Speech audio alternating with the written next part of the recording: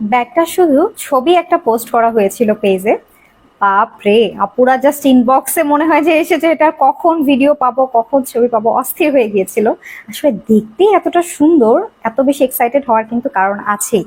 ফ্রন্টের এই সাইডটাতে কিন্তু খুব সুন্দর করে একটা প্যাটার্নে আমরা ডিজাইনটা পাচ্ছি। দেখুন খুব সুন্দর করে বেতের একটা প্যাটার্ন আছে। এপাশে একটা পকেট আছে, এই পকেটগুলো ছোট হলেও ইউজ করা যাবে, আপনি ছোটখাটো জিনিস কিন্তু রাখতে পারবেন।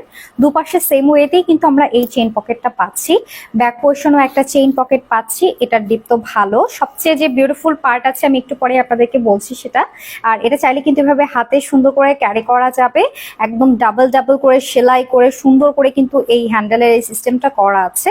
আর এরপরে যে আমরা কিন্তু এটাতে তিনটা কম্পার্টমেন্ট পাচ্ছি, দুইটা পাচ্ছি এরকম ম্যাগনেট পকেট। এই পকেটগুলো ইউজ করা যাবে। বললাম না সবচেয়ে যে বিউটিফুল পার্ট সেটা হচ্ছে এটা ইনারের কাপড়টা, মানে এতটা রিচ, এত সুন্দর একটা কাপড় ইউজ করা হয়েছে এই দামে, এটা জাস্ট চিন্তাই করা যায় না। আচ্ছা, এই দুটো যদি আমরা হচ্ছে একটু সাইডে রাখি তাহলে কি দেখতে পাচ্ছি মেইন চেম্বারটা যেটাতে চেন করা আছে। মেইন চেম্বারের ডিপ তো কিন্তু ভালো এবং লং বেল্টের অপশন সবগুলো ব্যাগের সাথেই থাকছে। ভিতরে কিন্তু ডিপ অনেক ভালো। আর এখানে ছোট্ট একটা পকেট আছে যেটার মধ্যে চেইন করা আছে, আপনি চাইলে এটাকে মানি পকেট হিসেবে ইউজ করতে পারবেন।